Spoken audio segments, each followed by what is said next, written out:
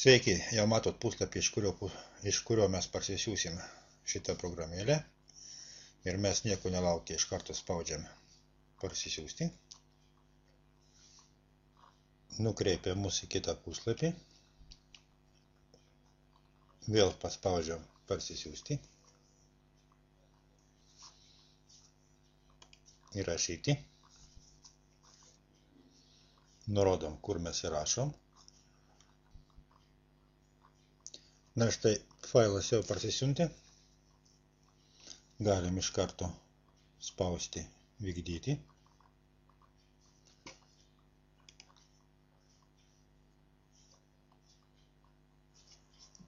Kalba iš karto jau yra parinkta, tai yra lietuvių kalba. Spaudžiam OK. Sutinkam su visom sąlygom. Spaudžiam toliau.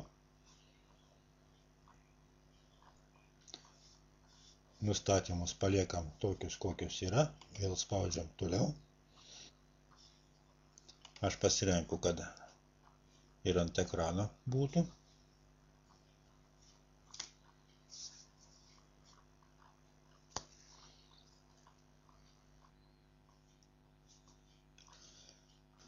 Na štai diegimas baigtas.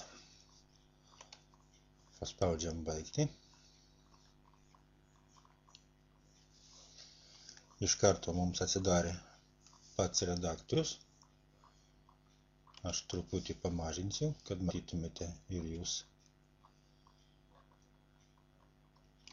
kaip jis atrodo. Matote, iš karto yra ir lietuvių kalba. Jūs taip pat matote tokį pat vaizdą. Ir mes jau kiekvienas turim savo kompiuterį redaktorių, su kurio pagalba mes galėsime redaguoti bet kokius failus savo internetinės svetainės. Iki pasimatymo sekančiame video.